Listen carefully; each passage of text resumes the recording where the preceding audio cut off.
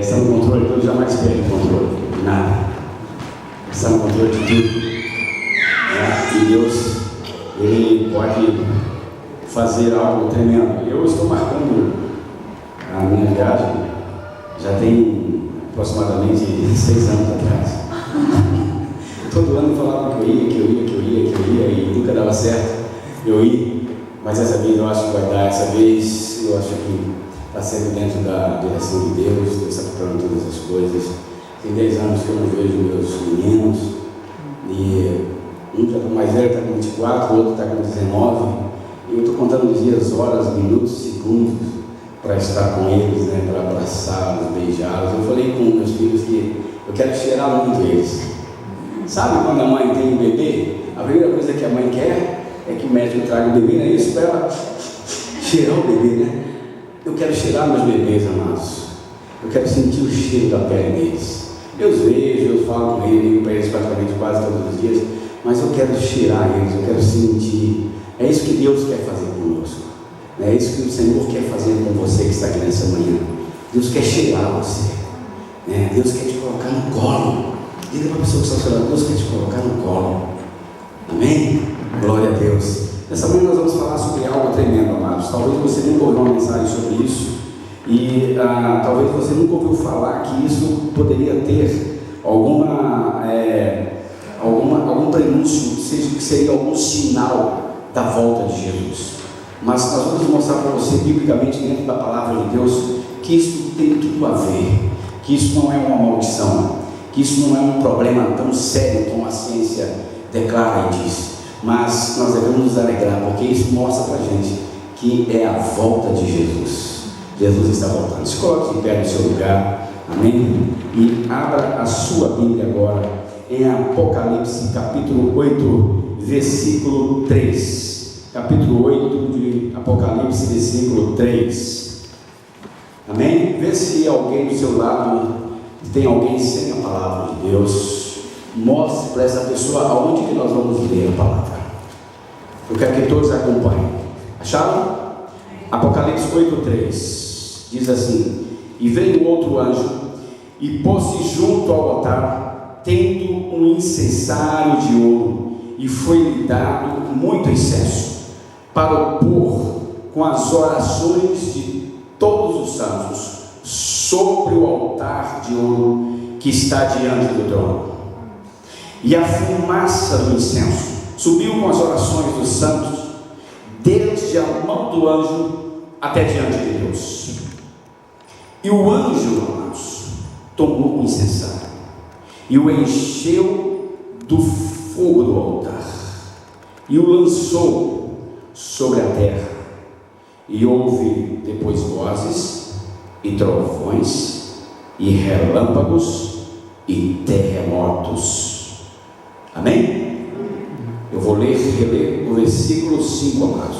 E o anjo tomou o incensário e o encheu do fogo do altar, e o lançou sobre a terra. E houve depois vozes, e trovões, e relâmpagos, e terremotos. Agora eu leio mais uma vez o versículo 5, que você repete em seguida bem alto. Vamos lá. E o anjo tomou o incensário e o encheu do fogo do altar, e o lançou sobre a terra. E houve depois vozes, e trovões, e relâmpagos, e terremotos. Amém? Você crê na palavra de Deus? Você crê que essa palavra é a verdade? Este é o livro mais atualizado do mundo, queridos. Quanto mais os cientistas pesquisam, os historiadores vão confirmando que tudo que está escrito nele é a verdade, desde o primeiro capítulo. E este livro contém, queridos, notícias antecipadas do que ainda vai acontecer. Ele é mais do que atualizado. Se você crê nisso mesmo, se você crê que esse livro, amados, é poderoso, é misterioso, não porque seja um livro místico, mas porque é a palavra de Deus, gostaria que você só ocupasse as suas mãos e fizesse possível para dar a melhor salva de palmas que você já deu na tua vida para a palavra de Deus. Gostaria que você aplaudisse a palavra de Deus. Aplauda.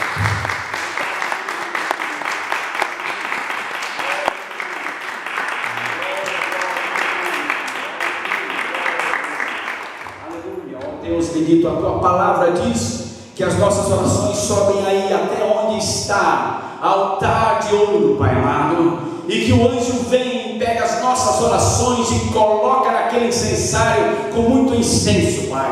A tua palavra diz, ó Deus, que as nossas orações estão aí guardadas diante de ti. Então recebe o louvor da tua igreja agora, recebe o louvor do teu povo, Senhor. Cada glória, cada palma que foi dada aqui nessa manhã, recebe aí no teu lugar, no teu altar, neste santo lugar, nesse altíssimo lugar, Pai amado. Enquanto o nosso louvor está subindo, vai derramando a tua bênção aqui na terra, vai derramando a tua bênção aqui no nosso país, ó Pai, vai derramando a tua bênção aqui, ó Pai, na tua igreja, em nome do Senhor Jesus. Envia a tua palavra através de nós agora, abra nossa boca para falar, fala através dos nossos lábios, que a tua palavra vá e produza o resultado para o qual está sendo mandada, em nome de Jesus. Amém. Diga amém. Amém. Podem estar sentados, queridos. Aleluia. Eu quero falar com você nessa manhã, amados, sobre terremotos. Eu quero mostrar para você que o terremoto, ou os terremotos que acontecem no nosso planeta, amados, não são apenas um simples fenômeno físico, ou as consequências dos deslizamentos das placas de terra no nosso planeta. O nosso planeta, queridos, não é maciço, ele é feito de grandes placas de terra que se encaixam uma nas outras, como se fossem peças de um grande quebra-cabeça. E essas imensas, amados, placas de terras estão flutuando num rio de lava quente, amados, lava derretida. E algumas dessas placas se movem até 2 centímetros por ano. Parece pouco num planeta desse tamanho. Alguém pode dizer, não é nada. Mas quando essas placas gigantescas, queridos, se encavalam, ou as pontas de uma bate na ponta de outra, acontecem os terremotos na Terra. Mas os terremotos, amados, segundo a palavra de Deus, um significado no mundo espiritual. E essa leitura que nós acabamos de fazer agora em Apocalipse mostra, queridos, que até no futuro os terremotos continuarão relacionados com acontecimentos, queridos, previamente determinados por Deus para a humanidade. Pesquisando na palavra de Deus, queridos, a gente vai ver que o primeiro terremoto que se tem notícia e está registrado foi ali, quando Moisés subiu no Monte Sinai, também chamado Monte Horebe, e ele recebeu de Deus as placas da lei. Quando Moisés recebeu as placas da lei, queridos, e a presença de Deus se manifestou no Monte Sinai, nos diz a palavra que a terra tremia, o monte tremia, e aquele tremor causava terror no arraial de Israel, que ficava de longe observando o Monte Sinai, que na verdade não é um monte, mas é uma cadeia de várias montanhas. Elas são muito parecidas umas com as outras, amados. E ela tremia sem parar por causa da presença de Deus. Eu quero que você pegue uma caneta e vá anotando as referências que eu vou citar e o passeio que nós vamos fazer pela Bíblia agora, para que você possa se inteirar da importância espiritual dos terremotos. Então, no livro de capítulo 19, versículo 10, nós vamos encontrar o seguinte: disse também o Senhor a Moisés, disse também Deus a Moisés: vai ao povo e santifica-os hoje e amanhã, e lavem eles as suas vestes, e estejam prontos para o terceiro dia, porquanto no terceiro dia o Senhor descerá diante dos olhos de todo o povo sobre o Monte Sinai.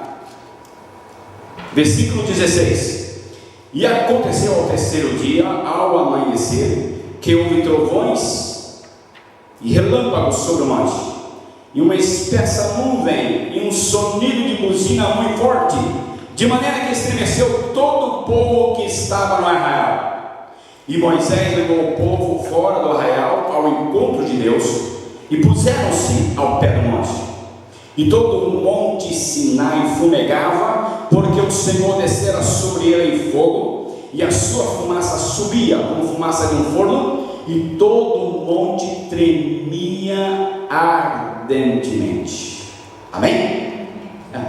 Muito bem, queridos. A presença de Deus provocando tremor na terra, mas um tremor muito forte, muito grande.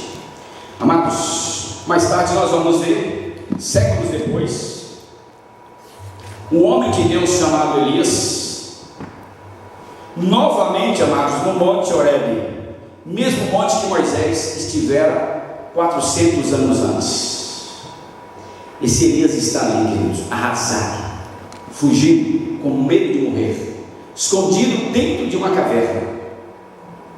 E ali novamente Deus vai manifestar a sua presença, e o fenômeno, amados, vai se repetir. Primeiro livro de Reis, capítulo 19, versículo 8. Vamos ler até o 11. Está escrito assim: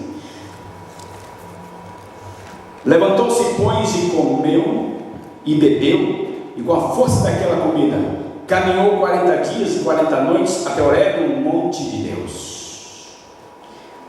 Horebe e Sinai são o mesmo monte. E ali entrou numa caverna e passou ali a noite. E eis que a palavra do Senhor veio a ele e lhe disse: Que fazer aqui, Elias? E ele disse: Tenho sido muito zeloso pelo Senhor, Deus dos exércitos, porque os filhos de Israel deixaram o teu concerto, derribaram os teus altares e mataram os teus profetas à espada, e eu fiquei só e busco a minha vida para me atirarem. E ele lhe disse: Sai para fora e põe-te neste monte perante a face do Senhor. E eis que passava o Senhor, como também um grande e forte vento, que fendia os montes e quebrava as penhas diante da face do Senhor. Porém o Senhor não estava no vento. E depois do vento, um terremoto. Também o Senhor não estava no terremoto. E depois do terremoto, um fogo. Porém também o Senhor não estava no fogo. E depois do fogo, uma voz mansa e delicada. Amém, irmãos? Aleluia. A presença de Deus, queridos, ali no Monte Horebe, no Monte Sinai, parecendo agora para Elias, provocou, queridos, também um terremoto. É como se Deus pisasse na terra e a terra começasse a tremer. É como se o simples contato de Deus com o planeta fizesse o nosso planeta fumegar, ser abalado. Amados, o que chama a atenção no caso aqui de Moisés e Elias é que ambos, amados, tiveram essa experiência tremenda com Deus, de vê-lo, ainda não que vê-lo face a face, mas que vê-lo pelas costas. A repetição dos fenômenos da terra tremer e fumegar, as penhas despedaçarem, caírem.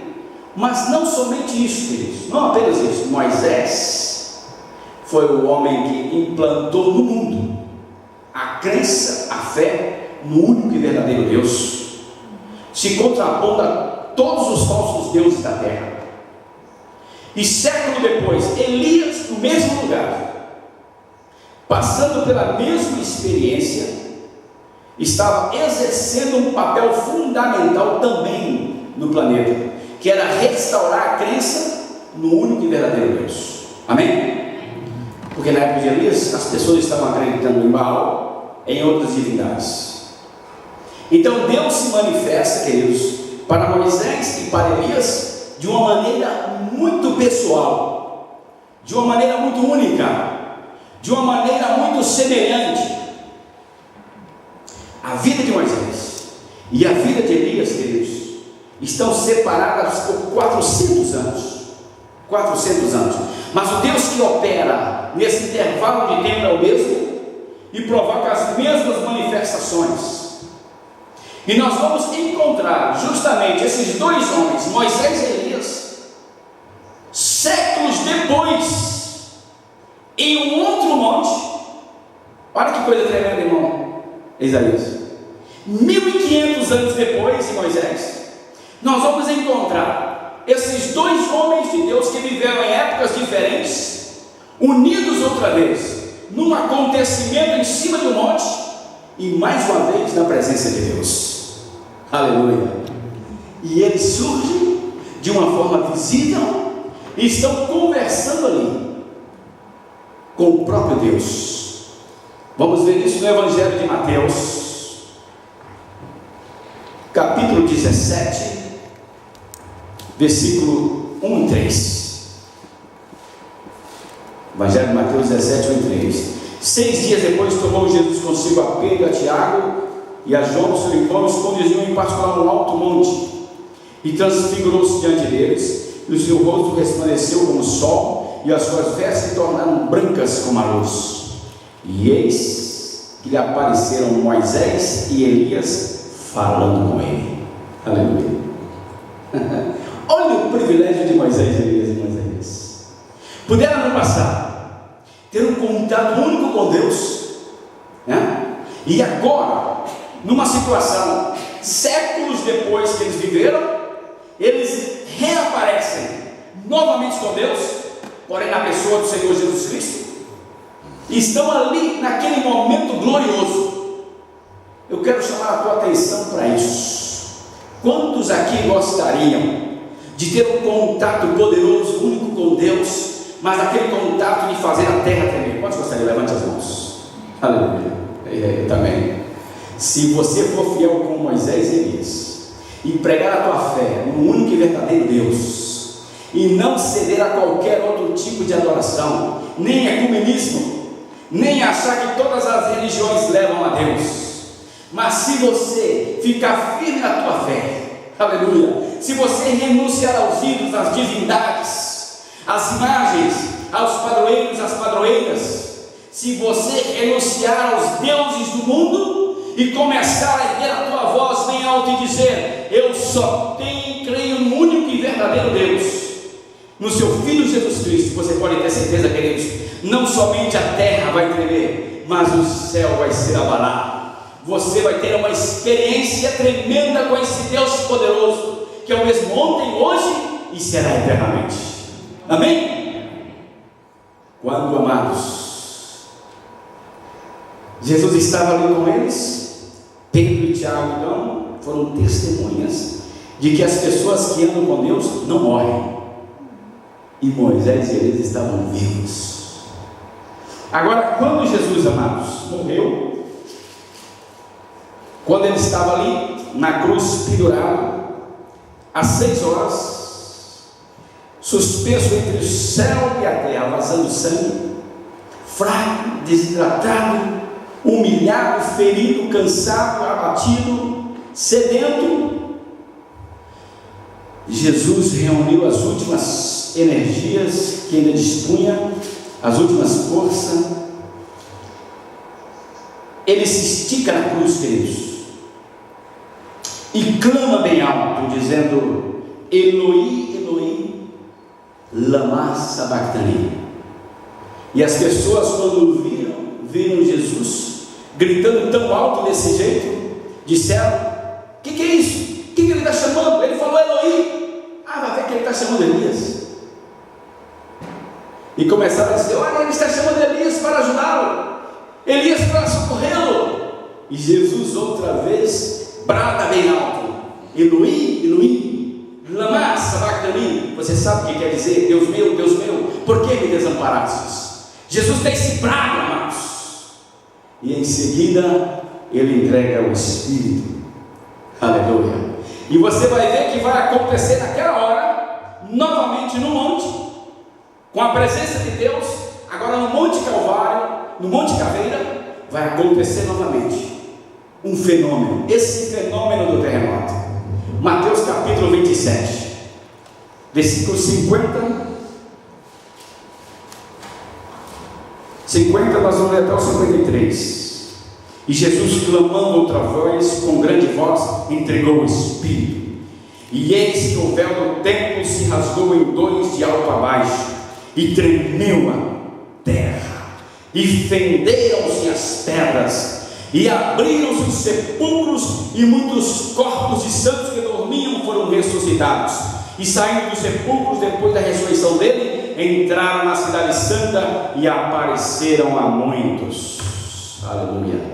A presença de Deus em Jesus Cristo, Jesus Deus, Jesus o Filho de Deus, ao morrer, queridos, quando ele rendeu o Espírito, a terra tremeu, houve terremoto ali no Monte Calvário. Quando acontece um terremoto, as pessoas dizem que é como se estivesse andando numa corda bamba suspensa no ar. Você não consegue se equilibrar, você não consegue ficar de pé. Por mais que você queira, você gira tudo, você perde a noção do equilíbrio. Você não sabe se olha para a direita, para a esquerda, você não sabe o que fazer nessa hora. As pessoas perdem a noção. Se você for na simulação de terremoto, em Orlando deve ter isso. Você sobe numa plataforma, tem aquelas casas cinematográficas, no cenário da casa começa a tremer, e você começa a tremer, o chão tremia, o chão treme, você perde a noção de todas as coisas. Mas quando Jesus morreu e houve aquele grande terremoto, queridos, a terra tremeu muito, queridos. As pessoas ficaram apavoradas, corriam, as pessoas começavam a correr por um lado, para o outro, gritar, porque estava tudo escuro. Mas o maior grito naquela hora não veio não da garganta de um homem, muito menos da voz de Jesus, que já havia bradado pelo desamparo de Deus e rendido o Espírito. O maior grito veio da profundeza da terra. O maior grito veio daquele terremoto, queridos. A natureza gritando, a terra gritando, tremendo. É como se a terra estivesse tremendo, dizendo para a humanidade: vocês loucos, malucos, alucinados, vocês mataram o Criador, o Filho de Deus. O terremoto abalou a Palestina naquele dia, queridos. Mas depois, tudo se acabou. Mas o terremoto estava ali, associado ao mais trágico acontecimento da história da humanidade. Mas depois de tudo calmo, todo mundo voltou à vida normal, não é verdade? Pegaram o corpo de Jesus, depositaram naquele sepulcro, fecharam a entrada com pedra, chumbaram com argila, com a massa, colocaram guardas romanos de plantão dia e noite, 24 horas, dizendo: protejam esse defunto, porque quando ele estava vivo, ele falou que ele ia ressuscitar. E soldados